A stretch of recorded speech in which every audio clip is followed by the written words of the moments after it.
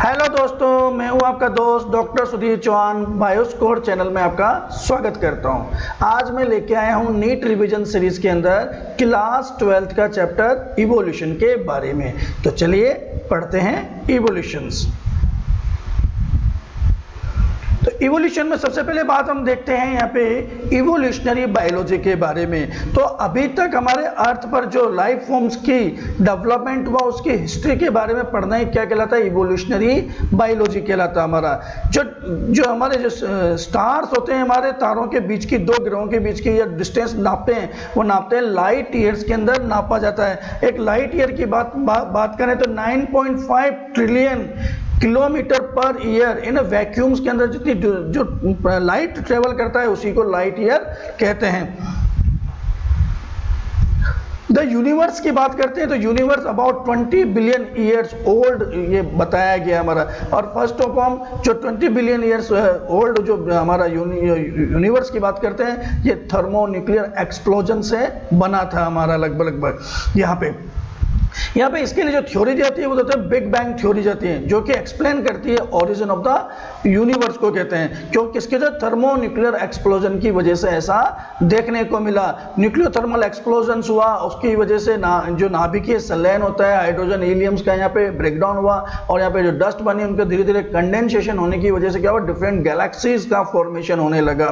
तो हमारी भी जो अर्थ की बात करते हैं, है ना, वो भी एक गैलेक्सी के रूप में होती है जिसमें हमारे डिफरेंट सन, स्टार्स वगैरह हमें देखने को, मून वगैरह से भी देखने को मिलते हैं। इसे हम बोलते हैं नेबुला हाइपोथेसिस कहते हैं हमारा। तो लगभग ऐसा बोला जाता है कि ये जो यूनिवर्स का जो एक्सप्लोजन हुआ है हमारा, और वो कंटिन्यूअस अभी तक भी उसका क्या होता है, विस्तार होता है, एक्सपांशन होता चला जा रहा है हमारा। यहाँ पे जो हमारे सोलर सिस्टम की बात करते हैं, जो सोलर सिस्टम है हमारा उसको बोलते हैं मिल्की वे गैलेक्सी बोलते हैं। And earth was suppose to have been formed about 4.5 billion years back. तो क्या हुआ, शुरुआत में जो क्या होगा कि जो हमारा सन था, सन में से ही कुछ टुकड़े जो थे हमारे पार्ट्स टूट के अलग अलग होने लगे और वो दूर जाके ठंडे होने लगे, और वहां पे इस तरह से डिफरेंट हमारे सोलर सिस्टम्स का फॉर्मेशन होने लगा। तो अर्थ के लिए ऐसा माना जाता है कि लगभग 4.5 बिलियन पहले अर्थ का फॉर्मेशन हुआ होगा। There was no atmosphere on the early earth. Early earth था हमारा, वो आग का गोला था वहां पे, तो वहां पे कोई किसी तरीके की फॉर्मेशन नहीं था। So how the early atmosphere is form की बात करते हैं तो यहाँ पे डिफरेंट तरीके से इसको बोलते हैं कि इनिशियली शुरुआत में क्या रहा होगा, पे वाटर वेपर होगी, मीथेन होंगी, कार्बन डाइऑक्साइड होगा, अमोनिया होगा, और रिलीज होंगे of the molten mass covered the surface के साथ हमें देखने को मिलता है हमारा। तो यहाँ पे कई तरीके की थ्योरीज कहते हैं। क्या होता है, इनिशियल स्टेज पे रहा होगा, एटॉमिक स्टेज रही होगी, जहाँ पे क्या होगा, हाइड्रोजन प्रेजेंट रहे होंगे, नाइट्रोजन प्रेजेंट रहे होंगे, ऑक्सीजन प्रेजेंट रही होगी, कार्बन प्रेजेंट होंगे। तो इन्होंने क्या किया, आपस में मॉलिक्यूल्स ने क्या किया, आपस में रिएक्शन किया, हाइड्रोजन के एटम्स ने मिलकर हाइड्रोजन का फॉर्मेशन किया होगा, यहाँ पे नाइट्रोजन मिलकर नाइट्रोजन का मॉलिक्यूल्स बनाया होगा यहाँ पे।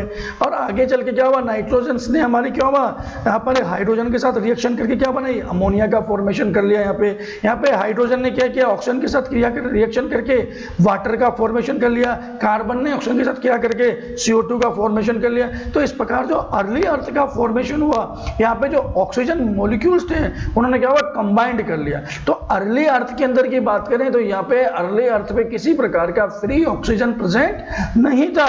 धीरे धीरे क्या होगा, यहाँ पे ये जो मॉलिक्यूल्स ऑफ वाटर बना, यहाँ पे वाटर बना, तो धीरे धीरे अर्थ और धीरे धीरे ठंडी हुई होगी। तो ये वाटर जो थी हमारी क्या हुआ, इनिशियली जो वाटर जो बन रहा था पर अर्थ में बहुत ज्यादा हीट थी, तो वो सारा किसमें, वाटर वेपर्स में कन्वर्ट हो जाता था हमारा। और वाटर वेपर्स क्या हुआ, धीरे धीरे फिर क्लाउड बनते, क्लाउड बन के नीचे गिरते, नीचे गिरने से क्या होता, अर्थ की जो ऊपरी सरफेस थी वो क्या ठंडी होने लगती है, क्रस्ट का फॉर्मेशन करने लगती। तो वहां पे क्या हुआ, लावा, वॉल्केनो इरेप्शंस, ये सब हमारे फॉर्मेशन वहां पे होने लगे। वहां पे देखने में तो लावा के साथ कार्बन ने क्रिया करके ना कार्बाइड्स का फॉर्मेशन किया। कार्बाइड जब वाटर के साथ रिएक्शन करी तो यहाँ पे क्या बना, हमारा मीथेन का फॉर्मेशन हुआ। तो मीथेन ही था हमारा फर्स्ट ऑर्गेनिक कंपाउंड था हमारा। क्या था हमारा, और मीथेन ही हमारा फर्स्ट ऑर्गेनिक कंपाउंड था। अगर आपसे पूछते फर्स्ट मोलिकुलर कंपाउंड की बात करें तो उसका नाम लोगे हाइड्रोजन की बात करोगे, अमोनिया के बारे में बात करोगे। यहाँ पे द यूवी रेज वहां पे प्रेजेंट थी from the sun break up the water, sun क्या था हमारा, वाटर को ब्रेक कर रहा था, हाइड्रोजन बन रही थी, ऑक्सीजन का फॉर्मेशन होता, एंड लाइटर हाइड्रोजन वहां पे एस्केप हो रही थी। वहां पे ऑक्सीजन ने क्या किया, कंबाइंड किया विद अमोनिया के साथ and methane to form water, carbon dioxide and other surface वहां पे फॉर्मेशन हुए। ओजोन लेयर वहां पे धीरे धीरे क्या हुआ, इनिशियली धीरे क्या हुआ, ओजोन लेयर का धीरे धीरे फॉर्मेशन वहां पे देखने को मिला।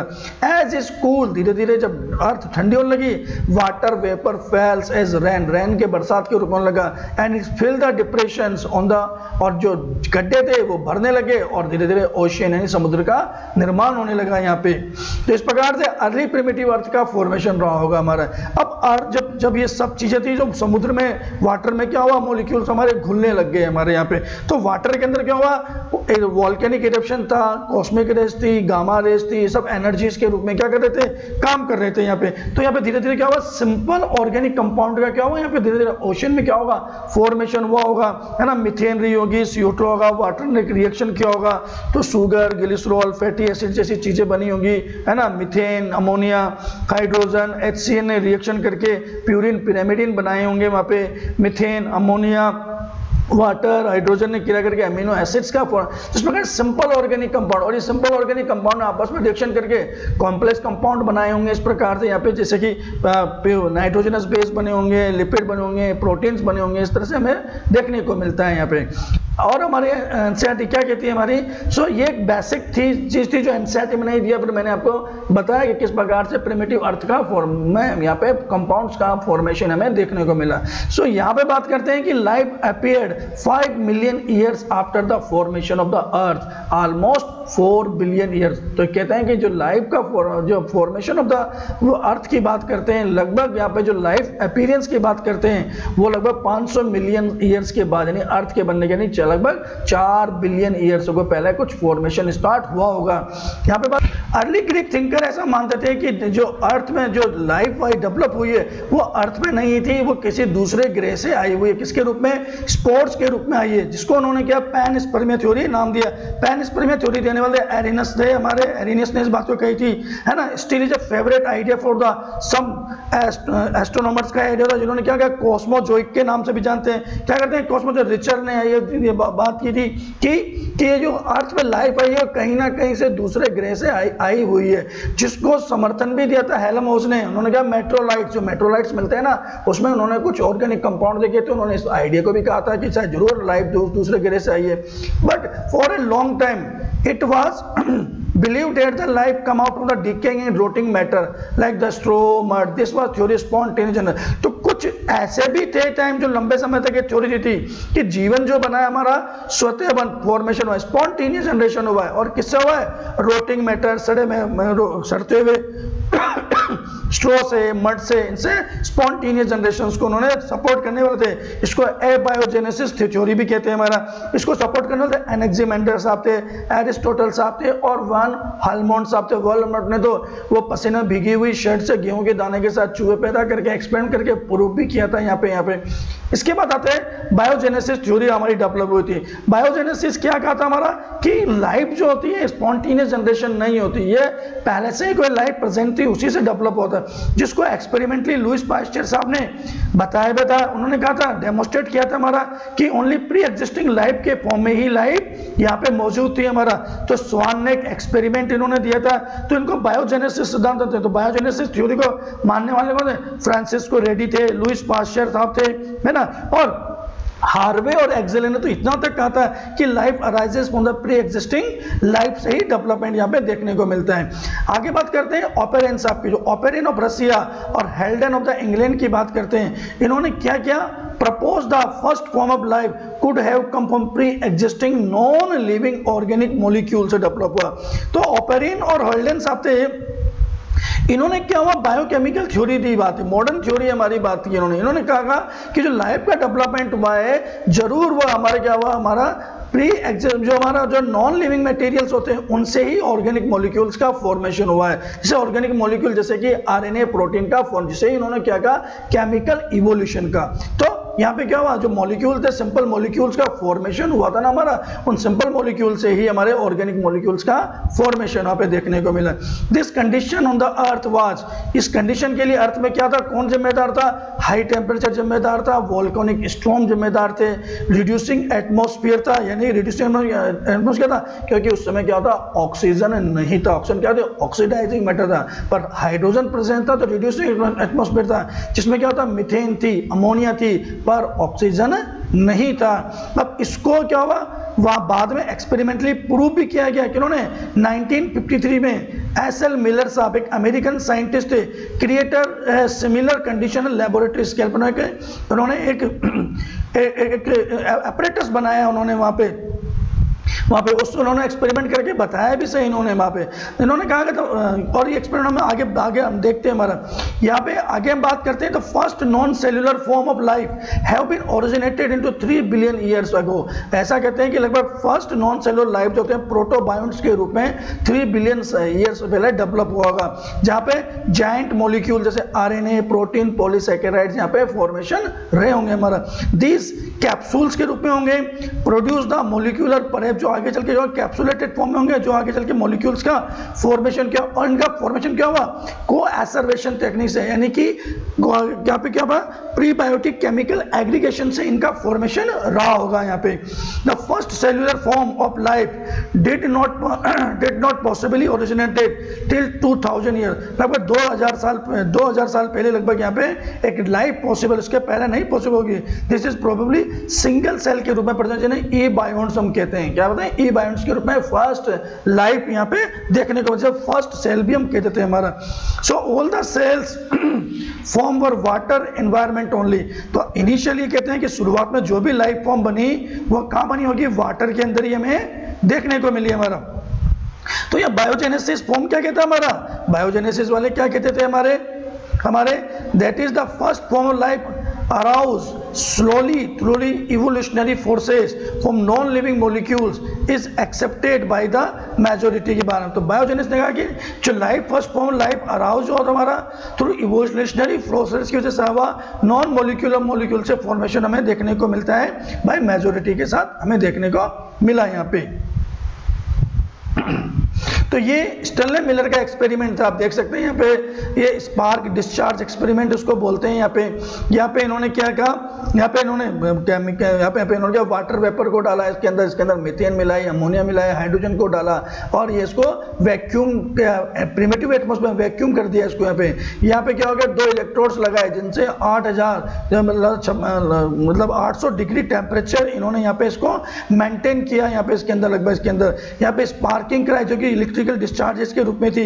यहाँ पे जो गर्म हुआ तो उसको कंडेंशन, इसको ठंडा रखने के लिए वाटर को आउट इन किया, और यहाँ पे इस तरह से यहाँ पे कॉर्क लगाया कि जो भी फॉर्मेशन हुआ उसको सैंपल के लिए निकाल सकें। तो ये एक्सपेरिमेंट लगभग 7 डेज तक लगातार चलते रहा, और बाद में जब इन्होंने इसको यहाँ से निकाल के देखा तो प्रिमिटिव मॉलिक्यूल्स, कुछ अमीनो एसिड्स है ना, फॉर्मेशन यहाँ पे देखने को मिले यहाँ पे। तो इसी सिद्धांत के आधार पर मालूम पड़ा कि जरूर लाइफ जो होती है नॉन सेल्यूलर जो हमारी होती है, जो कि केमिकल्स थे हमारे, है ना, उनसे ही बाद में ऑर्गेनिक कंपाउंड्स का फॉर्मेशन हुआ होगा यहाँ पे। तो यहाँ पे इन्होंने क्या किया हमारा, यहाँ पे इन्होंने मिलाया था, हमारी बात करें हमारा तो हाइड्रोजन इन्होंने मिलाई थी, इसके अंदर हाइड्रोजन के रूप में प्रेजेंट था हमारा, मीथेन थी, अमोनिया थी, इन दोनों को ना 2:1 के रेशियो में यहाँ पे इसमें इंक्लूड किया था यहाँ पे। इसके बाद बात करते हैं हमारे चार्ल्स डार्विन साहब के बारे में बात करते हैं। तो ये तो थी बेसिक फॉर्मेशन के बारे में। अब लाइफ का फॉर्मेशन हुआ तो ये हमारी पता है ईबायोंट बने, फिर आगे चल के जो प्री सेल थी वो हमारी प्रोकैरियोटिक सेल्स में बदली होगी, प्रोकैरियोटिक सेल्स थी हमारी यूकैरियोटिक सेल्स में फॉर्मेशन हुआ। यूकैरियोटिक जो हमारा पहले उसमें हेटेरोट्रोपिक न्यूट्रिशन रहा होगा, फिर उसके बाद क्या होगा, ऑटोट्रोपिक न्यूट्रिशन होगा, इस प्रकार से सेल का डेवलपमेंट हुआ। अब बात यहाँ थी कि जो सेल बनी थी हमारी, इस सेल से आज तक जो हमारे जो इवोल्यूशन हुआ है वो किस प्रकार से देखने को मिला। तो इसके लिए भी क्या अलग अलग साइंटिस्ट अपना अलग अलग मत देते हैं, यहाँ पे बात करते हैं। सबसे पहले बात करते हैं, तो आगे बात करते हैं चार्ल्स डार्विन साहब के बारे में। तो चार्ल्स डार्विन बड़े फेमस एक नेचुरलिस्ट है हमें देखने को मिलता है हमारा यहाँ पे, और इन्होंने थ्योरी ऑफ नेचुरल सिलेक्शन दिया था यहाँ पे इन्होंने। They travel on the shell ship, उसका नाम था HMS बीगल शिप पे बैठ के इन्होंने क्या किया, पूरे अर्थ का क्या होता है एक चक्कर लगाया था इन्होंने। ये लगभग इन्होंने जो दिसंबर 27 1831 को ये इंग्लैंड से रवाना हुए थे और 2 अक्टूबर 1836 को वापस लौटे थे। तो ये इंग्लैंड से निकले, ये आपके साउथ अमेरिका, ऑस्ट्रेलिया, अफ्रीका के चक्कर लगाते हुए वापस ब्रिटेन में पहुंच चुके थे। यहाँ पर जो चार्ल्स डार्विन साहब की बात करें तो इनका जन्म जो हुआ था 12 फैब 1809 को हुआ था यहाँ पे, और लगभग ये 22 साल के थे तभी इन्होंने ये HMS बीगल पे बैठ के यात्रा के लिए निकल चुके थे हमारा यहाँ पे। देख उनके जो कंक्लूजन निकाला अपनी यात्रा से, जो कंक्लूजन निकाला वो क्या था, एग्जिस्टिंग लिविंग फॉर्म्स जो भी प्रेजेंट है share the similarities to varying degree not only the among themselves but also the life form that exist millions of years ago. जो आज की लाइफ फॉर्म्स है वो उसमें कहीं ना कहीं हमारी क्या होती है, सिमिलरिटीज देखने को मिलती है हमारी। Many such life form do not exist any more, तो कुछ और में से कुछ लाइफ ऐसी थी जो आज प्रेजेंट नहीं एग्जिस्ट हो चुकी है। Continuous extension of the different life form, new form of life arouse in different period of the history of the life, और कंटिन्यूस एक्सट्रैक्शन की वजह से तो डिफरेंट लाइफ फॉर्म जो बने थे, जो इपॉक एराज आए थे उसमें नए डिफरेंट पीरियड्स हमारे न्यू लाइफ फॉर्म्स का भी फॉर्मेशन होता चला गया। There has been gradual evolution life form, और धीरे धीरे विकास का फॉर्म होता है हमारा लाइफ फॉर्म्स के अंदर और डेवलप होते चले गए हमारे। Any population has built in variation the characteristics, और एनी पर धीरे धीरे क्या होने लगे, वेरिएशंस होने लगे यहाँ पे जो विजिबल होने लगे। These characteristics which enable some to survive better in the natural conditions, तो जो एडेप्टेशंस यहाँ पे डेवलप होने लगे, यहाँ पे वेरिएशन आने लगे जो कि क्लाइमेट के लिए, फूड के लिए, फिजिकल फैक्टर के लिए, उसमें कुछ अच्छे तरीके से क्या करने का, बेटर तरीके से नेचुरल कंडीशन को एडप्ट करने लगे, और would out breed there that are less and allowed survive under the such normal condition, और कुछ इनको क्या कंडीशंस को जो एडवर्स कंडीशन थी उनको अच्छे तरीके से फील करने लगे, मतलब एडप्ट हो गए, तो उनकी लाइफ ज़्यादा बढ़ी, और जो नहीं कर पाए वो धीरे धीरे एक्सटेंस होने लगे, हमारे नंबर्स कम होने लगे। तो यहाँ पे इन्होंने किस पे ध्यान दिया, फिटनेस पे ध्यान दिया, फिटनेस ऑफ द इंडिविजुअल्स और पॉपुलेशन की पे बात की। तो अकॉर्डिंग टू डार्विन का ओनली रिप्रोडक्टिव फिटनेस पे इन्होंने ध्यान दिया। जो रिप्रोडक्टिव फिट थे उन्होंने ओवर प्रोडक्शन किया, जो रिप्रोडक्टिव फिट नहीं थे उनके नंबर क्या हुआ, धीरे धीरे कम होते चले गए, एक्सटेंशन का कारण बने हमारा। Hence those were better fit in environment, अच्छे एनवायरनमेंट में फिट था, हैव मोर प्रोजेनी, उन्होंने ज्यादा बच्चे पैदा करे। These those therefore will survive more, hence the select by the, और जो जितने पैदा हो ज्यादा सर्वाइव करते गए, नेचर ने उनका क्या किया, सिलेक्शन कर लिया। यहाँ पे इसी को उन्होंने कहा नेचुरल सिलेक्शन बोला, थ्योरी ऑफ नेचुरल सिलेक्शन क्या है कि नेचर ने किनका सिलेक्शन किया, जो मोर ज्यादा फिट थे उनको नेचर ने क्या किया, सिलेक्शन किया। And implicated as the mechanism of evolution, और इसी को उन्होंने कहा कि धीरे धीरे इस तरह से विकास हमें देखने को मिलता है यहाँ पे। तो ये चार्ल्स डार्विन साहब हमारे बात कही इन्होंने।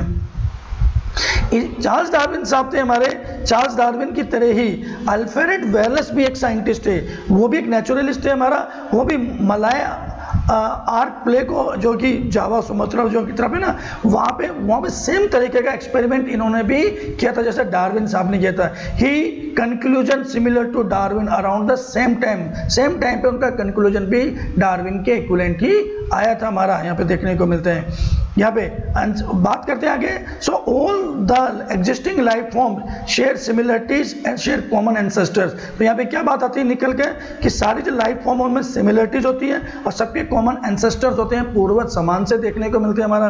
और geological history of the earth was है closely correlated with the biological history of the earth. जो जियोलॉजिकल हिस्ट्री अर्थ की बात करते हैं हमारा, कैसे कैसे अर्थ के अंदर डेवलप हुआ, वही बायोलॉजिकल हिस्ट्री ऑफ द अर्थ की बात करते हैं हमारा। जो जीवन की अर्थ क्या होते हैं, दोनों में क्या होता है, को रिलेशन हमें देखने को मिलता है कि जीवन भी धीरे धीरे डेवलप हुआ और अर्थ भी धीरे धीरे डेवलप होती चली गई। यहाँ पे सिमिलरिटीज देखने को मिलते हैं। तो यहाँ पे क्या मिलता है, कुछ एविडेंसेस मिलते हैं हमारे और इवोल्यूशंस के लिए। क्या है, किस तरह के इवोल्यूशन में, जैसे कि फॉसिल्स के बारे में बात करते हैं। फॉसिल्स क्या होते हैं, remnants of the hard parts of the living form found in the rock में हमारा कुछ जो लिविंग्स होते हैं हमारे, वो क्या होते हैं, अर्थ की जो क्रस्ट होती है, जो लेयर्स होती है, उसमें दब गए, है ना, उसके अंदर रह गए हमारे, तो वो जो पार्ट्स रह गए उनके क्या होते हैं, फॉसिल्स हमारे कहलाते हैं हमारा। तो different as rocks sediment contain the fossil of the different life form, यानी कि जो धीरे धीरे अर्थ की क्या होती है, लेयरिंग बनती चली गई, तो जो ज्यादा नीचे था वो ज्यादा पुराना था, जो अर्थ के ऊपर सर्फेस में मिला वो यानी कि वो न्यूली फॉर्म हम उसको कह सकते हैं हमारा, है ना, इसके अंदर लाइफ के अंदर बात करते हैं। तो डिफरेंट हम बात करते हैं, the study of fossils in different sedimentary layer indicate the geological periods in which they exist, यानी कि जिस सेडिमेंट में रहे वो उस समय के जियोलॉजिकल, है ना, पीरियड्स को बताता है हमारा कि वो किस समय का समय रहा होगा और लाइफ किस समय प्रेजेंट रही होगी। इसलिए तो कहते हैं कि अर्थ के इवोल्यूशन के साथ साथ क्या हुआ, बायोलॉजिकल फॉर्म्स भी हमें देखने को मिलता है, तो ये फॉसिल्स हमें मालूम पड़ जाता है। The study showed that the life forms varied over time, है ना, and certain life forms are restricted to the certain geological time spans में देखने को मिलते हैं। Hence new form of life arise at different times of the history of the life। तो अलग अलग लाइफ अलग अलग अर्थ क्रस्ट पे हमें देखने को मिलती है और अलग अलग जगह पे हमें देखने को मिलती है यहाँ पे। At this time it is called palaeontological evidences. तो फॉसिल्स की स्टडी को क्या बोलते हैं, पैलेंटोलॉजी कहते हैं। तो पैलेंटोलॉजी की बात करते हैं तो फर्स्ट पैलेंटोलॉजिस्ट की बात करते हैं ना, तो लियोनार्डो दा विंची का नाम आता है, जो ग्रेट पेंटर होते हैं उनके बारे में बात करते हैं हमारा। और अगर मॉडर्न पैलेंटोलॉजिस्ट के बारे में बात करूं आपको, तो मॉडर्न क्रूवियर को हम कहते हैं हमारा, है ना, जी क्रूवियर हमारे थे। और इंडियन की बात करें तो डॉक्टर बीरबल साहनी, है ना, पैलेंटोलॉजिस्ट कहलाते हैं हमारे यहाँ पे। एज ऑफ द फॉसिल्स होता है उनको रेडियो एक्टिव डेटिंग टेक्नोलॉजी से हम उसको मालूम कर सकते हैं हमारा। यहाँ पे रेडियो एक्टिव कार्बन 14 का यूज करते हैं, जिसकी हाफ लाइफ जो होती है 5730 ईयर्स हमें देखने को मिलता है। इसके अलावा पोटेशियम अर्गन मेथड्स का भी हम यूज करते हैं, इसके अलावा यूरेनियम लेड मेथड का भी यूज करते हैं, इसके अलावा इलेक्ट्रॉन स्पिन रेजोनेंस मेथड का भी यूज करते हैं हमारा। तो इलेक्ट्रॉन स्पिन रेजोनेंस हमारा एक्यूरेट और न्यूली मेथड्स यहाँ पे देखने को मिलता है हमारा।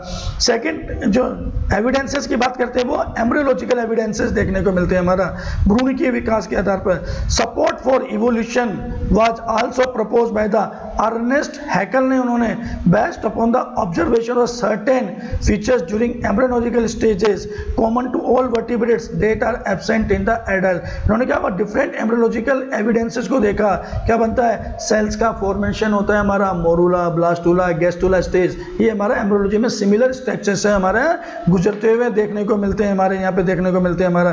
For example embryos of vertebrates जो तो इंक्लूडिंग का मानते हैं human developments row of vestigial gill slit just behind the head, but it is functional organ only in the fish and not found the any other adult vertebrates। तो यहाँ पे इन्होंने कहा कि इनिशियल अगर एम्ब्रियोज की बात करते हैं यहाँ पे, तो वहाँ पे गिल स्लिट्स प्रेजेंस होती है हमारा, जो कि एक एडल्ट में देखने को नहीं मिलता। सभी एम्ब्रियो में लगभग सिमिलर सा स्ट्रक्चर देखने को मिलता है। However this proposals was disapproved on the careful study performed by the Carl Ernest von Baer, इसको रिजेक्ट किया। He noted that embryo never passed through the adult stage of the other animals। उन्होंने क्या कहा कि जो adult stage, जो other adult stage को copy नहीं करता है, वो उसकी जो इवोल्यूशनरी हिस्ट्री होती है उसी को कॉपी करता है, वो एम्ब्रियो डेवलपमेंट देखने को मिलता है यहाँ पे।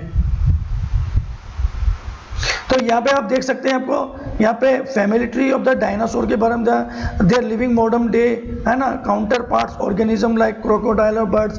तो ये ब्रोकियोसोरस था, स्टेगोसॉरस था, ये आर्कियोप्टेरिस, फिर क्रोकोडाइल, है ना, यहाँ पे टाइनोसोरस सबसे बड़ा डायनासोर हम देख सकते हैं यहाँ पे। तो ये इसका एक ट्री के रूप में देख सकते हैं डायनासोर्स की यहाँ पे। नेक्स्ट स्टडी बात करते हैं होमोलॉजी के बारे में। होमो यानी सिमिलर, लोगस यानी कि ओरिजिन की बात करते हैं। तो जैसे यहाँ पे क्या होता है, सिमिलर ओरिजिन, जैसे कि वेल, बेट्स, चीता, ह्यूमंस और मैमल्स की बात करें, have similarities in the pattern of the bones of four limbs के अंदर बात करें। अगर फोर लिम्स की बात करें तो उनकी फोर लिम्स क्या होगा, हुमरस, रेडियस, अल्ना, है ना, कार्पल्स, पेलिंजल, सिमिलर बोन्स स्ट्रक्चर्स। यहाँ पे बोन्स का स्ट्रक्चर सिमिलर हमें देखने को, सेम तरह की बोन्स हमें देखने को मिलती है हमारी सिमिलरिटी। बट इनके क्या होता है, फंक्शंस में क्या होता है, डिससिमिलरिटीज हमें देखने को मिलते हैं। ओरिजिन तो क्या था इनका, सिमिलर था, बट फंक्शंस इनका क्या हुआ, डिससिमिलर देखने को मिला।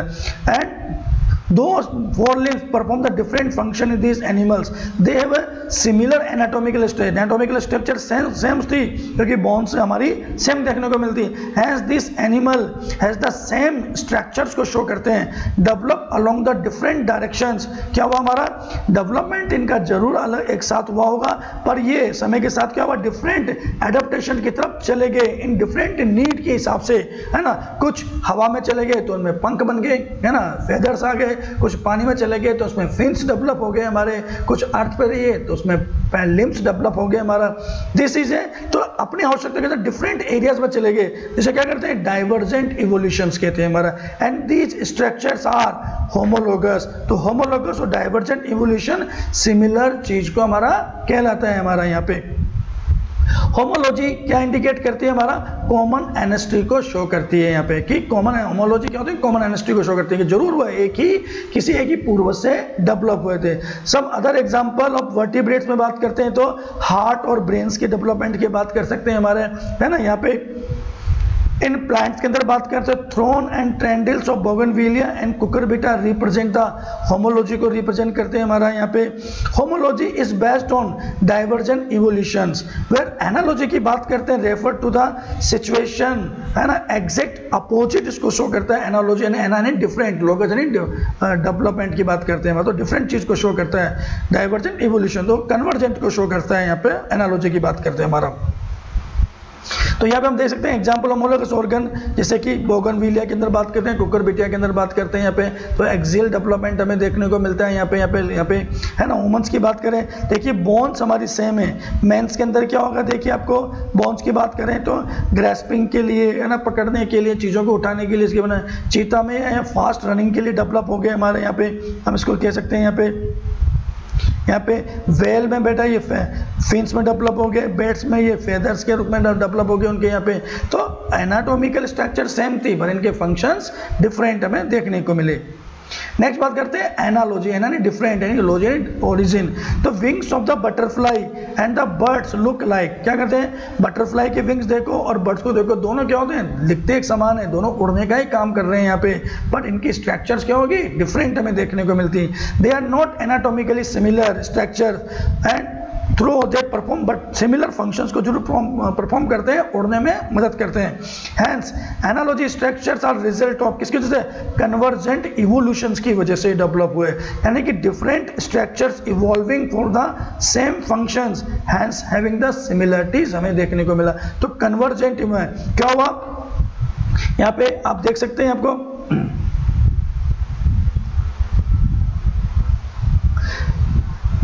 आपके फर्स्ट हमने बात की थी हमारी डाइवर्जेंट के बारे में. तो डाइवर्जेंट क्या कहता कि एंसेस्टर सेम थे और अपनी आवश्यकता के अनुसार वो आगे बढ़े और अलग अलग एरिया में चले गए, है ना. तो इसलिए इनका फंक्शंस क्या था हमारा एनाटॉमिकल स्ट्रक्चर्स क्या थे क्योंकि एंसेस्टर सेम था एक थे पर ये अलग अलग इन्वायरमेंट में चले गए, इसलिए इनके क्या हुआ इनका फंक्शंस बदल गए.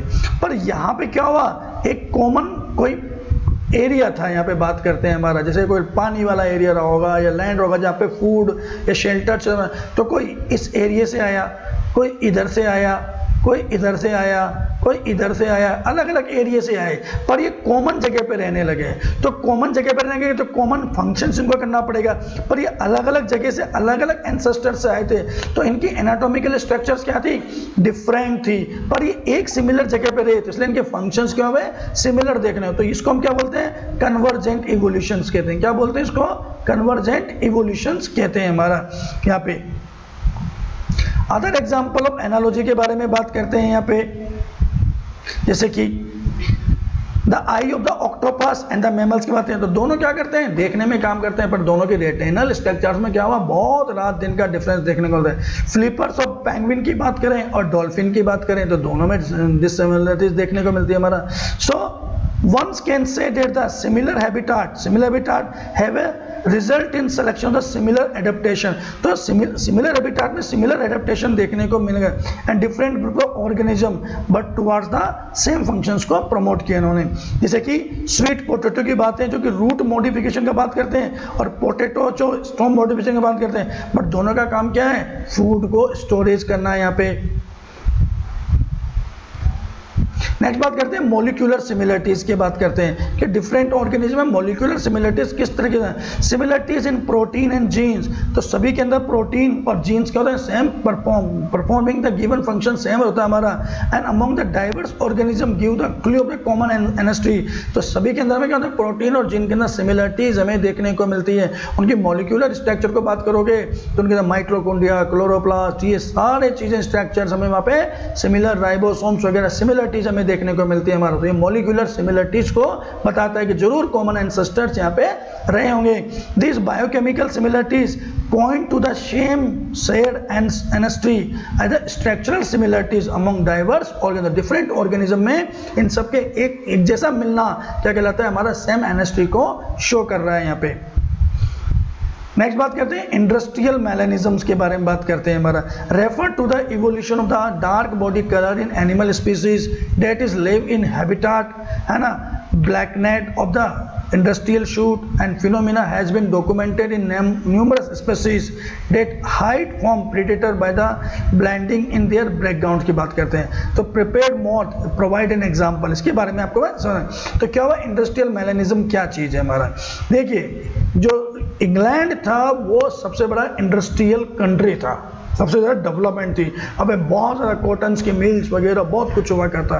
तो क्या हुआ जब बहुत पहले की बात थी हमारा, जब कोल का ज़्यादा यूज नहीं किया करते थे तो वहाँ के पेड़ के तनों पे क्या था हमारा लाइकेन डेवलप हुआ करती थी। लाइकेन क्या होता है पॉलीक्यून्स का इंडिकेशन था, तो प्लांट्स पे क्या होता है लाइकेन डेवलप थे हमारे। तो लाइकेन डेवलप होने से हमारे जो प्लांट्स के जो स्टेम थे जो हमारी बात है वो लाइट कलर थे हमारा, और दो तरीके के मोथ हमें देखने को मिलते हैं, एक होता है ब्लैक कलर का और एक व्हाइट कलर का। जब स्टेम जो हमारा लाइटर कलर का था, जो व्हाइट कलर का जो मोथ था वो तो क्या हुआ व्हाइट बैकग्राउंड में क्या होता छुप जाता था, है ना, और जो ब्लैक कलर का था वो उस पर क्लियर कर दिया। इनका धीरे धीरे क्या होगा प्रेडेशन होने लग गया, शिकार ज्यादा शिकार होने लग गया इनका यहाँ पे। तो धीरे धीरे ब्लैक मॉथ के नंबर्स क्या हुए कम हो गए। बट आफ्टर इंडस्ट्रियल डेवलपमेंट होने के बाद, जैसे कि कोल्स का यूज करने के बाद, तो एनवायरनमेंट में कोल का कोयला यहाँ पे छाने लगा, तो जो स्टेम थे हमारे जो उनके, तो वो स्टेम कैसे हो गए डार्क कलर के देखने को लगे। अब डार्क कलर में क्या होगा, जो डार्क कलर का मॉथ था वो तो अपने आप को क्या करता हाइड कर देता, पर जो व्हाइट कलर का था वो प्रेडेटर्स को इजीली सीन था। तो धीरे धीरे क्या हुआ इनका जो व्हाइट मॉथ थे इनके नंबर्स क्या हुआ धीरे धीरे कम होने लग गए यहाँ पे। तो ये क्या इंडस्ट्रियल मेलेनिज्म को एक शो करता है कि ये एडेप्टेशंस को बताता है हमारा किस प्रकार से डेवलपमेंट यहाँ पे रहा होगा। तो figure showing the white wings moth and dark winged moth and melanized on the tree trunk and unpolluted area a में बात कर रहे हैं और बाद में पोल्यूटेड एरिया में बात कर रहे हैं यहाँ पे इस तरीके से। तो ये इंडस्ट्रियल मेलेनिज्म कहलाता है यहाँ पे। इवोल्यूशन बाय द एंथ्रोपोजेनेसिस, जब ह्यूमंस के द्वारा इसका डेवलपमेंट करता है उसे एंथ्रोपोजेनेसिस कहते हैं। जैसे कि हर्बिसाइड्स, पेस्टिसाइड्स, रेसिस्टेंस वैरायटी का डेवलपमेंट जब ह्यूमन इंटरवेंशन हमें देखने को मिलता है तो उसे एंथ्रोपोजेनेसिस एक्शंस कहते हैं। यहाँ पे बात करते हैं सर एंटीबायोटिक्स और ड्रग रेजिस्टेंस ऑर्गेनिज्म और सेल्स का फॉर्मेशन होना। तो ये ह्यूमंस ने क्या हुआ डेवलप ज़्यादा हमारा एंटीबायोटिक्स का यूज किया, तो इस तरीके के हमारे है ना ये पेस्टिसाइड्स का यूज किया यहाँ पे देखने को मिलते हैं। तो ये धीरे धीरे इनसे रेजिस्टेंस क्या हुआ हमारे ऑर्गेनिज्म डेवलप होने लगे और इनको इन दवाओं का या मेडिसिन का धीरे धीरे इफेक्ट कम होने लगा। तो इन्होंने क्या अपने आप को क्या किया एडेप्ट कर लिया उसके उस एनवायरनमेंट के हिसाब से बात करते हैं हमारा। तो यहाँ पे एनसीईआरटी कहती है हमारी कि अगर जिस प्रकार से एंथ्रोपोजेनिक इवोल्यूशंस की बात कहते हैं हमारे, तो ह्यूमंस के द्वारा ये कम समय में हुआ, पर अगर ये प्रकृति के और नेचुरल वे में होता तो इसको लाखों काफी साल लग जाते हैं यहाँ पे।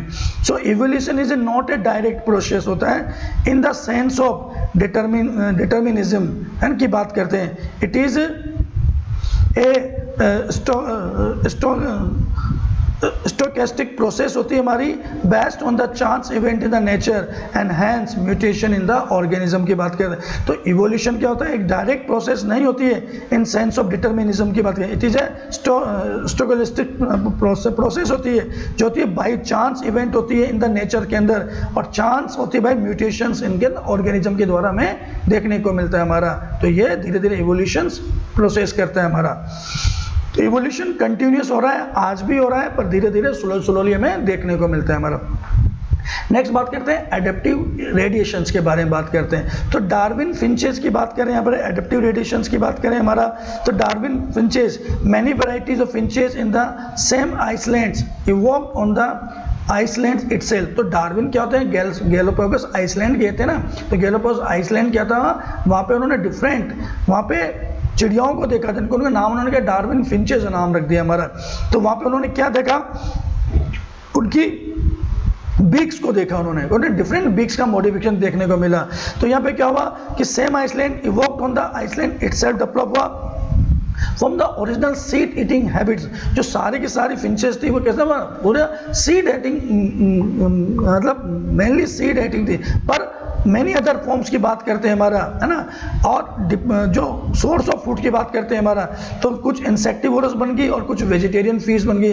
The process of evolution of different species in given in geographical areas starting from points and literally radiating to others. तो क्या हुआ, धीरे धीरे क्या हुआ, कॉमन एंसेस्टर्स था, पर रिक्वायरमेंट के हिसाब से उनमें क्या हुआ, डिफरेंट हमारा मॉडिफिकेशन हमें देखने को वहाँ पे मिल जाता है। यहाँ पे of the areas of the geography habitat is called the adaptive radiations कहते हैं। तो अपने आप को environment के हिसाब से क्या करना, adapt कर देना, क्या कहलाता है, adaptive radiations कहलाता है। तो देख सकते हैं varieties of beak finches of Darwin found in Galapagos Island। तो mainly ये seed eating थी, पर धीरे धीरे क्या हुआ, कुछ insect को खाने वाली थी, कुछ fruits को खाने वाली थी, है ना, कुछ grains को खाने, तो उनके beaks में भी क्या हुआ, हमारा changes वहाँ पे देखने को मिला। तो ये सब क्या हमारा adaptive radiation को शो करता है हमारा। अनदर एग्जाम्पल की बात करते हैं यहाँ पे एडेप्टिव रेडिएशन की, तो ऑस्ट्रेलियन मार्सुपियंस बोलते हैं। मार्सुपियंस को जिनके पेट में थैली होती है, बच्चों को पालते हैं हमारे। The numbers of marsupial each different form the other evoke from the ancestors stocks में develop but all within the Australian island continents. तो नंबर ऑफ मार्सुपियंस जो होते हैं हमारा डिफरेंट फ्रॉम अदर इवोक्ड हुए, पर एंसेस्टर्स उनकी common होंगे, पर ऑस्ट्रेलियन आइसलैंड में पहुंचने के कारण उनमें क्या हुआ, एक डिफरेंट मॉडिफिकेशन हमें देखने को मिला हमारा।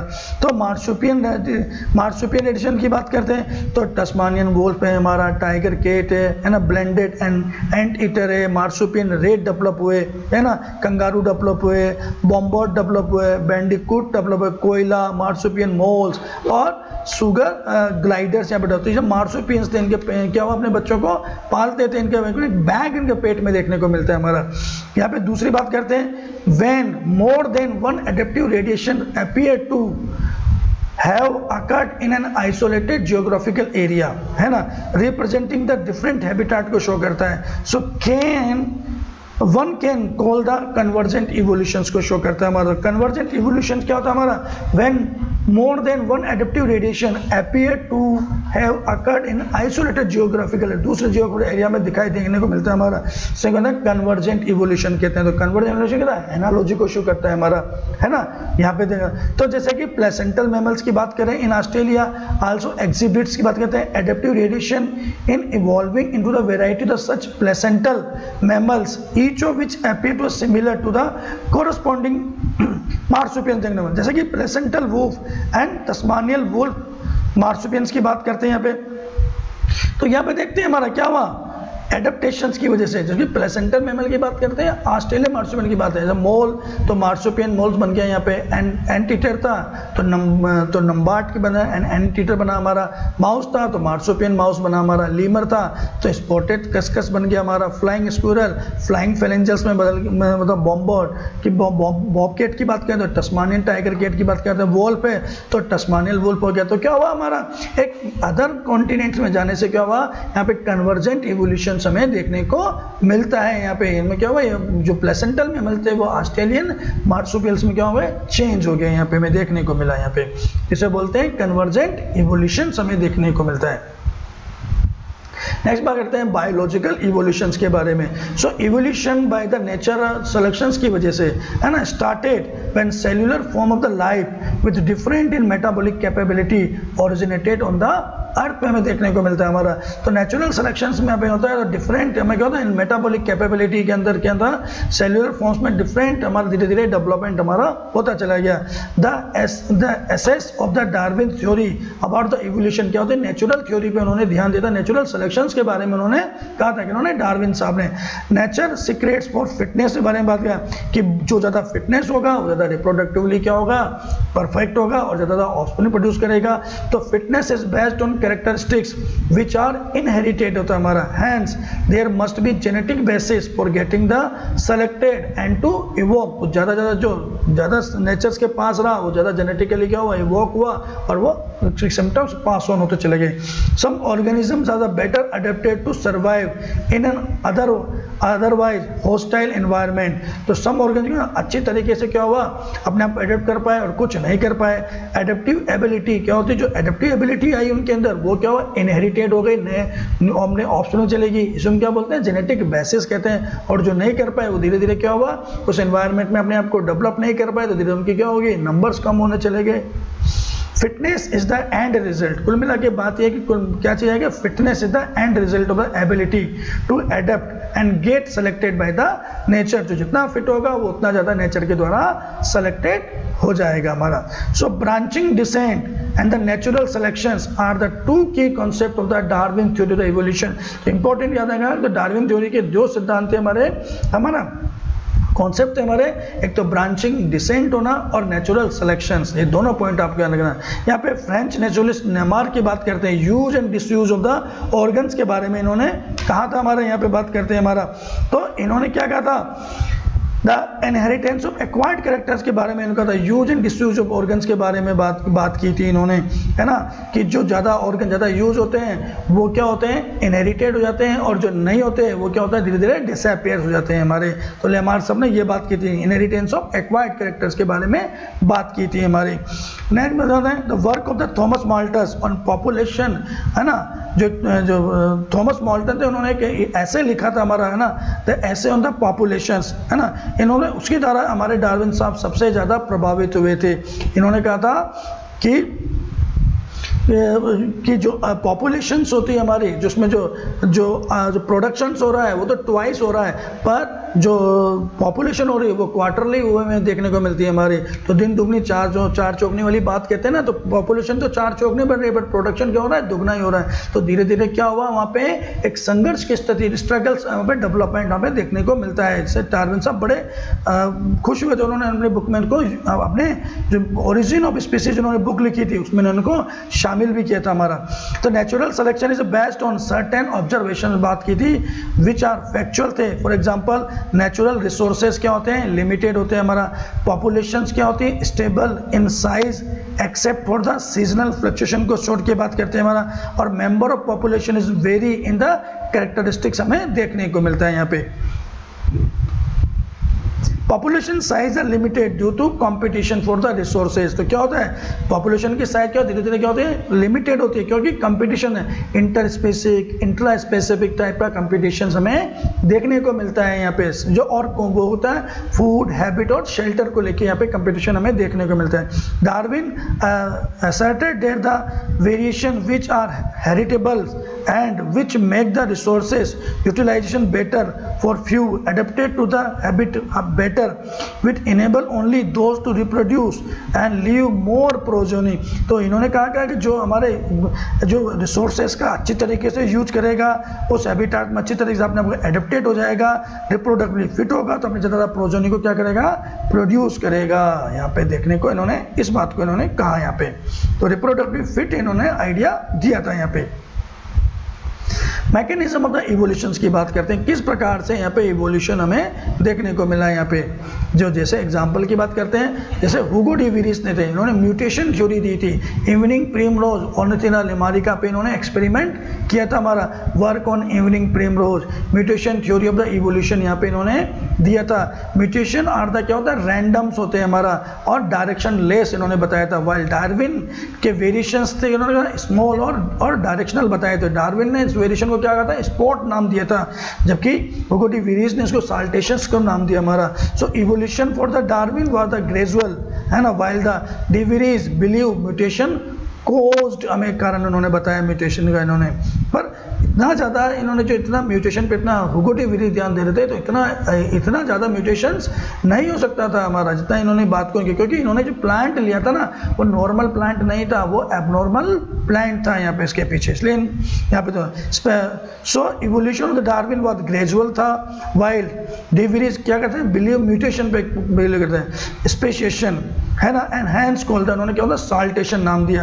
तो साल्टेशन मतलब होता है सिंगल स्टेप में एक लार्ज म्यूटेशन होना, क्या था हमारा, साल्टेशन कहलाता है हमारा। तो ये हुगो डी विरी साहब कहते हैं, इन्होंने टोटल ही डेवलपमेंट को, इवोल्यूशन को म्यूटेशन से को रिलेटेड किया, जबकि डार्विन साहब कहते हैं तो ग्रेजुअल होने वाला था, जिन्होंने उनको स्पॉट नाम दिया था वहाँ पे। आगे बड़ा इंपॉर्टेंट होता है हार्टली विनबर्ग प्रिंसिपल्स के बारे में यहाँ पे कहा जाता है। In a given populations one can find out the frequency of the occurrence of allele of the gene और ए लोकस, कि हम किसी भी पॉपुलेशंस पे हमारी क्या फ्रीक्वेंसी को फाइंड आउट कर सकते हैं। जनरली इस पे न्यूमेरिकल टाइप के क्वेश्चंस पूछे जाते हैं हमारे। The frequency is suppose to remain fixed और even remain the same through generations. तो इन्होंने क्या है, जो फ्रीक्वेंसी होती है जीन एलील जो फ्रीक्वेंसी होती है वो किसी जनरेशन में क्या होती है, फिक्स होती है, बनी रहती है, जब तक रैंडम वेटिंग चली जा रही है हमारे। हार्टली विनबर्ग प्रिंसिपल्स कहते हैं हमारा allele frequency in population are stable and is constant from generation to generation से बनी रहती है।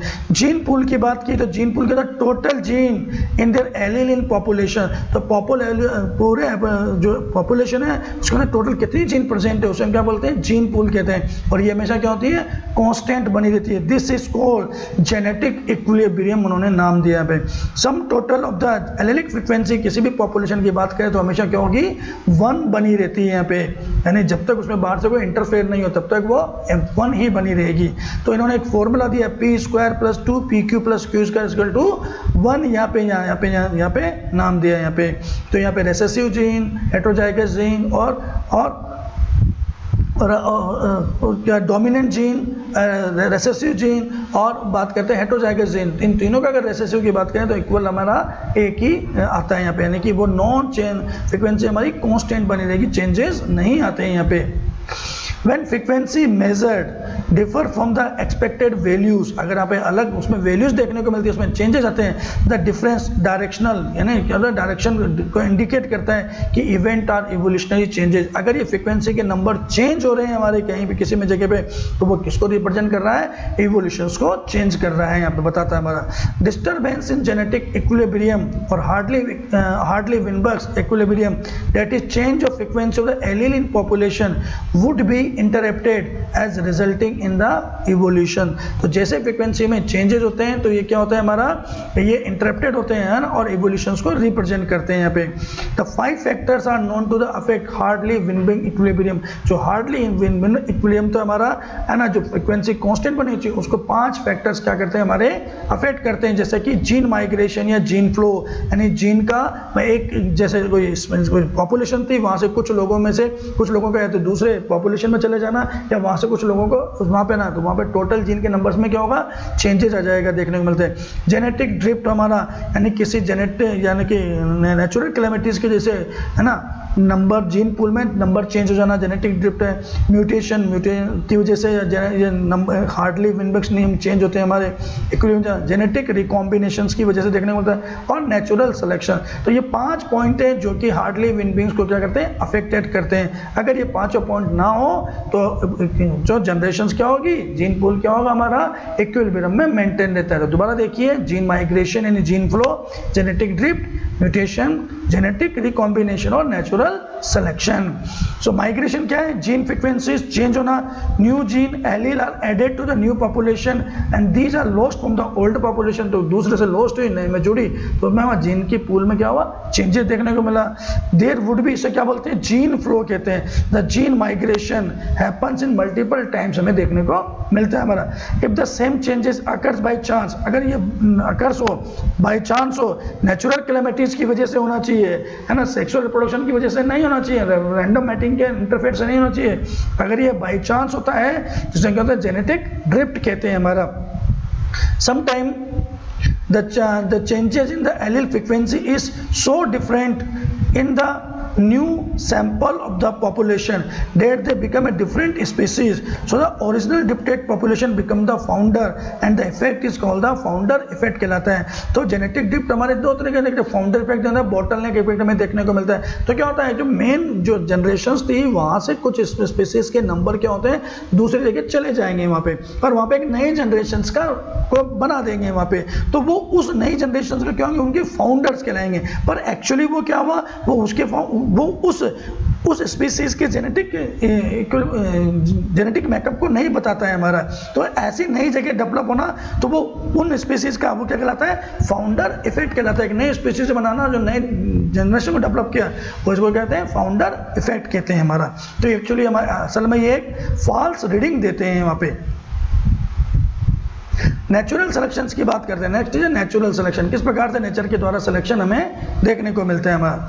तो natural selection is a process in which heritable variations enabling better survival are enable to reproduce and have greater number of progeny. तो natural selection क्या करता है, which is heritable variation enabling better survival को बताता है, और क्या होता है, और बेटर रिप्रोड्यूस को बताता है, और इससे नए और बहुत नंबर में प्रोजेनी हमारे डेवलप होंगे, ऑस्पिन डेवलप होंगे।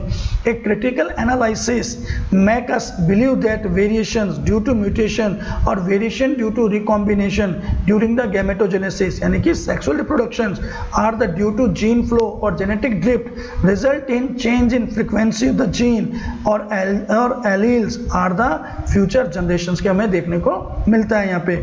So coupled to enhance reproductive success, natural selection make it look like a different populations का फॉर्मेशन करते हैं। नेचुरल सिलेक्शन की बात करें, कैन लीड टू तीन तरीके देखने को मिलते हैं। पहला stabilization, in which more individuals acquire means character value को शो करता है यहाँ पे। तो यहाँ पे इन्वायरमेंटल हमारा चेंज नहीं होना चाहिए। नॉन एनवायरमेंटल चेंज में क्या होता है, तो जो स्टेबिलाइजेशन कंडीशन होगा, तो जो मोर एडेप्टेड होगा वो ज़्यादा तेजी से ग्रो करेगा, इसे बोलते हैं स्टेबिलाइजेशन करते हैं। दूसरा होता है डायरेक्शनल चांसेस बोलते हैं, more individuals acquire value other than the mean character values में देखने को मिलते हैं। और तीसरा disruption, more individuals acquire peripheral characters value of the both side of the disturbing curve. तो इसको एक डायग्राम से हम समझने की कोशिश करते हैं। यहाँ पे हम बात करते हैं, यहाँ पे जैसे यहाँ पे दिया हुआ है diagrammatic representation of the operation natural selection different traits. पहले स्टेबिलाइजिंग की बात करते हैं हमारा, तो ये बात करते हैं स्टेबिलाइजिंग। सो यहाँ पे स्टेबिलाइजिंग में क्या करता है हमारा, कि जो मीन वैल्यू होगा, जो मोर अडेप्टेड होगा, पर यहाँ पे इन्वायरमेंटल चेंज नहीं होना चाहिए। तो अगर नॉन इन्वायरमेंटल चेंजल कंडीशन है, तो जो मीन होगा, जो सबसे अडेप्टेड होगा, उसके नंबर सबसे तेजी से बढ़ते चले जाएंगे, और जो आसपास के उनके नंबर क्या होंगे, कम होते चले जाएंगे। कम होते हैं, कम अडेप्टेशन हमें देखने को मिलता है। जैसे कि हॉकविंग की बात करें, है ना, तो तीन तरीके के होते हैं, एक तो लार्ज विंग्स वाले, एक एवरेज विंग्स वाले, और स्मॉल विंग्स वाले। तो जो एवरेज विंग्स वाले थे, उनके नंबर बड़े तेजी से डबले, क्योंकि मोर अडेप्टेड थे, यहाँ पे देखने को मिलता है हमारा। दूसरी बात करते हैं डायरेक्शनल टाइप की बात करते हैं। यहाँ पे क्या होता है हमारा, कि जब एक नंबर तक हमारा क्या इंक्रीजमेंट हमें देखने को मिलता है, उसके बाद क्या होता है, इसमें डायरेक्शन हमें देखने को मिलता है। या तो क्या होगा, वो बैकवर्ड, जो पीक है हमारा बैकवर्ड चला जाएगा, या फिर क्या फॉरवर्ड चला जाएगा। जैसे कि इंडस्ट्रियल मेलेनिज्म हमें देखने को मिला था, हमारा मौत के बारे में हमें देखने को मिला था जैसे ही। और यहाँ इसके लिए क्या चाहिए, चेंजिंग इन्वायरमेंट होना चाहिए। जब चेंजिंग इन्वायरमेंट होता है, तो पीक क्या होता है, तो फॉरवर्ड या बैकवर्ड हमारा मूव हो जाता है, हमारा देखने को मिलता है। तीसरी बात होता है डिस्ट्रप्टिव टाइप का देखने को मिलता है।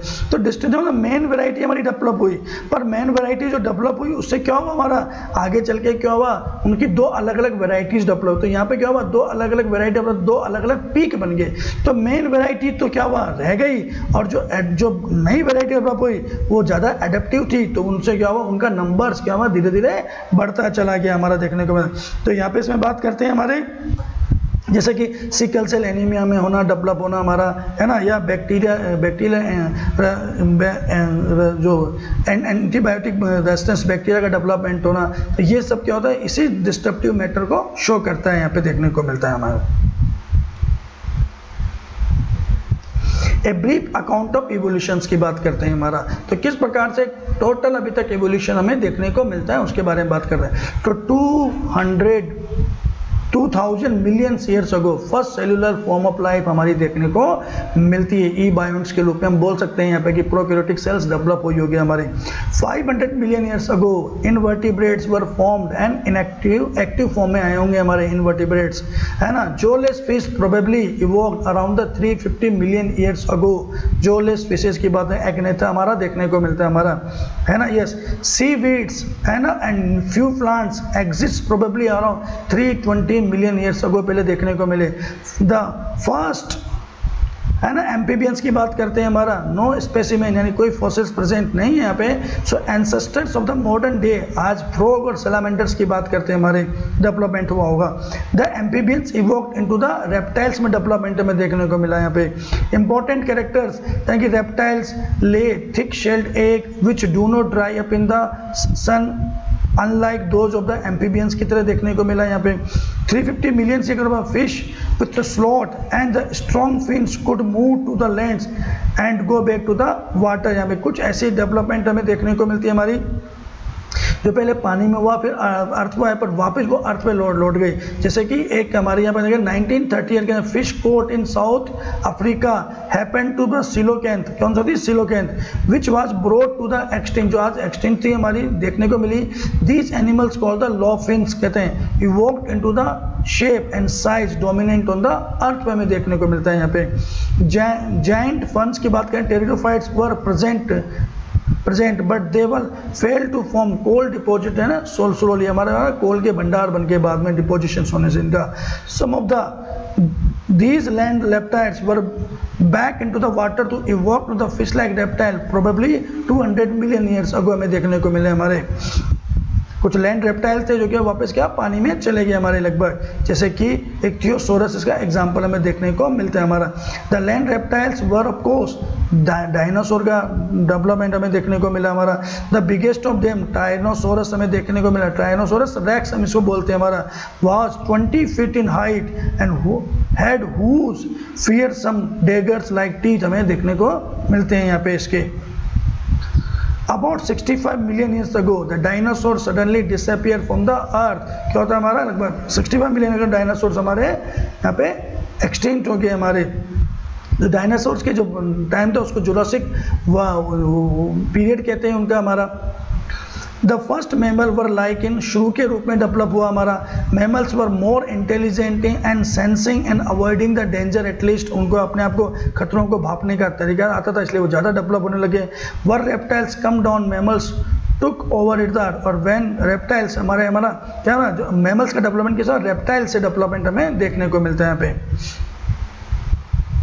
तो यहाँ पे एक ट्री दिया हुआ है, देख सकते हैं आपको, scratch of the evolution of the plant through the geological, है ना। तो क्लोरोफाइसी एंसेस्टर्स रहे होंगे, इससे आप ट्रेकियोफाइट्स बने, फिर राइनस टाइप के प्लांट बने, फिर साइलोटम टाइप के प्लांट्स बने। यहाँ पे हम बात करते हैं क्लोरोफाइसी की बात करते हैं हमारा, तो ब्रायोफाइट्स का डेवलपमेंट हुआ। ये डिफरेंट पीरियड में पेलियोजोइक, मीजोजोइक और सीनोजोइक एराज हमारा देखने को मिलता है।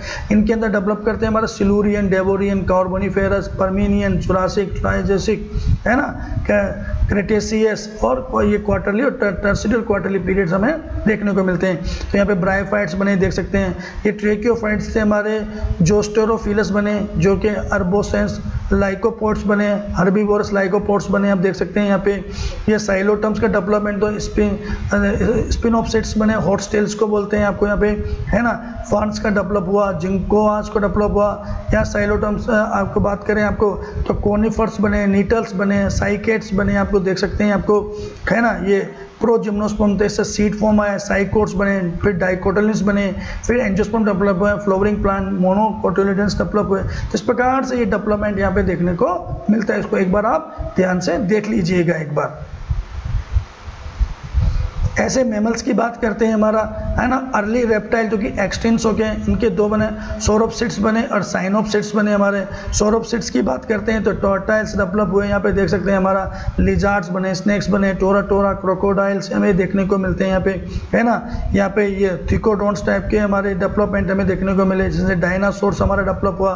दूसरा सिनप्सोइड्स थे हमारे, जो हमारे एक्सटिंक्ट हो चुके हैं हमारे, इन्हीं से हमारा थेरप्सोइड्स डेवलप हुए, और इनसे ही हमारे क्या हुआ, हमारे मैमल्स का डेवलपमेंट हमें देखने को मिलता है हमारा। तो मैमल्स की बात करें तो किससे डेवलप है, साइनोप्सॉइड से डेवलपमेंट हम देख सकते हैं, आपको बात करते हैं, देखने को मिलता है यहाँ पे। और डायनासोर की बात करें तो सोरोप्सॉइड से हमारा डेवलपमेंट हमें देखने को मिलता है हमारा। तो इस चार्ट को भी आप अच्छी तरीके से एक बार समझ लीजिएगा। Origin of the evolution of the man, तो लास्ट पार्ट है ये, सबसे इंपॉर्टेंट पार्ट है यहाँ पे की बात करते हैं। अबाउट 50 मिलियन ईयर्स अगो पहले की बात है, जहाँ पे हमारा क्या हुआ, ह्यूमंस का डेवलपमेंट, हमारा डेवलपमेंट हुआ। तो ह्यूमंस की डेवलपमेंट की बात करते हैं हमारा, तो सबसे पहले क्या होता, श्रू लाइक एनिमल्स से हमारा डेवलपमेंट हमें देखने को मिलता है, हमारा श्रू लाइक एनिमल से देखना। तो पहले श्रू डेवलप होंगे, फिर जिनसे हमारा क्या हुआ, ट्री श्रू डेवलप हुए हमारे, फिर लीमर बने, टार्सियल्स बने, है ना, जो डेवलपमेंट हुआ हमारा। तो लीमर, टार्सियल्स, मंकी डेवलप हुए। मंकी जो थे हमारे डिवाइड हो गए, न्यू वर्ल्ड मंकी में चले गए, कुछ ओल्ड वर्ल्ड मंकी में चले गए। जो ओल्ड वर्ल्ड मंकी थे हमारे, तो लगभग उसमें दो होता है, तो कुछ पोंगिनोइड्स कहलाए हमारे और कुछ होमिनोइड्स के नाम है। पोंगिनोइड्स में क्या हुआ, एप लाइक थे हमारे, जिसमें गिब्बन, ओरंगुटान, गोरिल्ला, चिंपैंजीज आते हैं देखने को मिलते हैं हमारा। और होमिनोइड्स जो होते हैं हमारे, इसमें प्री हिस्टोरिक मैन की बात करते हैं, आजकल हिस्टोरिक मैन की बात करते हैं, तो हम क्या हुआ, होमिनोइड्स डेवलप होते हैं हमारे। तो इस प्रकार से एक ओरिजिन हमें देखने को मिलता है, एक बास, एक हमारा ब्रीफ हमें देखने को मिलता है। तो डेवलपमेंट लगभग 15 मिलियन ईयर्स को पहले हमारा ह्यूमंस के बारे में हम बात कर सकते हैं। हमारा प्राइमेट्स जो हमें बोलते थे पहले, ड्रायोपिथिकस या रामापिथिकस थे, वह एग्जिस्ट हुए हमारे। हेयरली वॉक लाइक गोरिल्ला और चिंपैंजी की तरह थे, पूरे कहते थे हमारे पूरे शरीर पे बाल थे और झुके चलते जैसे गोरिल्ला और चिंपैंजी की तरह बात करते हैं। रामापिथिकस की बात करते हैं तो आज मोर मैन लाइक, कैसे थे हमारे, जो बात करते डायोपिथिकस हमें कहते हैं मोर एप लाइक थे, जबकि रामापिथिकस की बात करते हैं तो क्या मोर मैन लाइक थे हमारा। डायोपिथिकस कैसे हमारे एप लाइक हमें देखने को मिलते थे। यहाँ पे few fossils of the man like bones were has been discovered in Ethiopia and Tanzania में यहाँ पे देखने को मिलती है हमारा। तो revealed humanoids feature leading to the brief is that about 3 to 4 millions that is man like primates walked in eastern Africa में डेवलपमेंट होंगे। they were probably not taller, मतलब 4 फीट की साइज के होंगे और सीधा चलते थे हमारा। यानी कि 2 मिलियन ये बात कहते हैं ऑस्ट्रेलियोपिथिकस यहाँ पे डेवलपमेंट में, तो नाम ऑस्ट्रेलियोपिथिकस है, बट इनका डेवलपमेंट अफ्रीका में हुआ था हमारा। Probably live in east African grass land में रहते थे हमारा। They hunted with stone weapons, है ना, क्या करते हैं, स्टोन वेपन, पत्थर के हथियार बनाते थे और इजीली ईट फ्रूट्स और शाकाहारी थे, फलों को खाते थे यहाँ पे देखने को ऑस्ट्रेलियोपिथिकस के बारे में। उसके बाद होमो हेबिलिस का डेवलपमेंट में देखेंगे। The first human like being are the hominoids थे हमारे। The brain capacity were an 650 to 800 cc के बारे में बात करते थे। Probably did not eat meat नहीं खाते होंगे। मतलब होमो इरेक्टस का डेवलपमेंट हुआ, द सीधा चलने वाले इरेक्टस यानी सीधा। The fossils discover in Java के अंदर देखने को मिला in 1891 and revolt to the next stage में चले गए। अबाउट 1.5 मिलियन ईयर्स अगो पहले देखने को मिलते हैं। Head a large brain capacity थे 900 cc यहाँ पे देखने को। होमो इरेक्टस प्रोबेबली ईट मीट खाने वाले थे, कॉर्निवोरस हम कह सकते हैं इनको। इसके बाद निएंडरथल मैन के बारे में बात करते हैं। ब्रेन साइज हमारी 1400 cc के लगभग हमें देखने को मिलती है। Live near the east and central Asia में देखने को मिलती है हमारा। Between 1 lakh year to 40,000 years back हमें देखने को मिले हमें। They were hide the protect body and buried their dead ones. ये क्या करते थे यहाँ पे, सबसे बड़ी बात हमारे कि हमारे एनिमल हाइट से अपनी बॉडी को क्या करते हैं, ढकते थे, और अपने जो मरने वाले थे, मिलने वाले थे, उनको क्या करते हैं, हमारा दफना दिया करते थे, बॉडी के ज़मीन के अंदर दफनाते थे हमारा। उसके बाद आते हैं होमो सेपियंस के बारे में बात करते हैं। Homo sapiens arouse in Africa and move across the continent and develop to distant races के अंदर डेवलप हमें देखने को मिलते हैं हमारा। ड्यूरिंग द आइस एज लगभग 75,000 to 1 lakh years ago modern homo sapiens क्या हमारा अराउज हुए। इसके अलावा निएंडरथल और क्रो-मैग्नम मेंस भी डेवलप हुए थे हमारे, जिनकी कैनल कैपेसिटी सबसे ज़्यादा 1600 cc में देखने को मिलती है। इसके बाद होमो सेपियंस में देखने को मिलते हैं हमारे। The pre historic cave art develop about 18,000 years ago. कुछ हमें प्री हिस्टोरिक केव आर्ट्स भी हमें देखने को मिली होमो सेपियंस के में।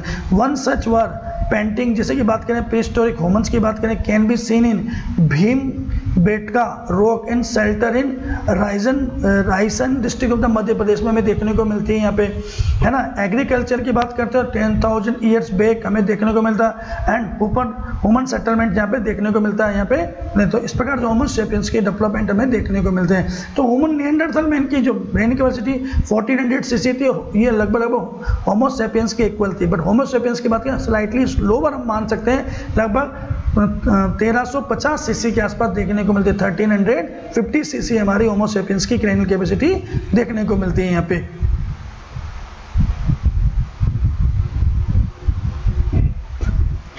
यस, तो यहाँ पे कुछ दिए हुए यहाँ पे कंपेरिजन दे रहे हुए स्केल्स के हमारे देखने के हमारे है ना, बेबी चिंपैंजी के बारे में, एडल्ट चिंपैंजी की बात करते हैं, है ना। यहाँ पे तो मोर ह्यूमन लाइक स्केल्स यहाँ पे देखने को मिलता है। यहाँ पे एक मॉडर्न मैन का दिया हुआ है, बेबी चिंपैंजी का दिया हुआ, एडल्ट चिंपैंजी का यहाँ पे दिया हुआ है यहाँ पे इस प्रकार से।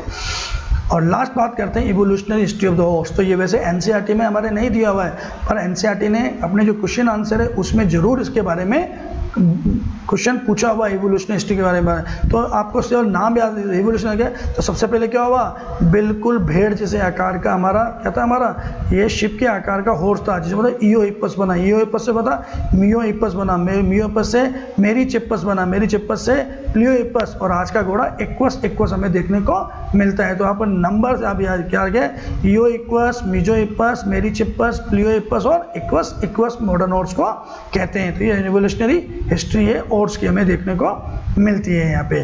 तो यहाँ पे हमारे चैप्टर खत्म होता है हमारा, है ना। अगर आपको मेरा वीडियो पसंद आया हो तो मेरे चैनल को लाइक, शेयर और सब्सक्राइब जरूर कीजिएगा। बायोस्कोर चैनल पे आने के लिए आपका धन्यवाद।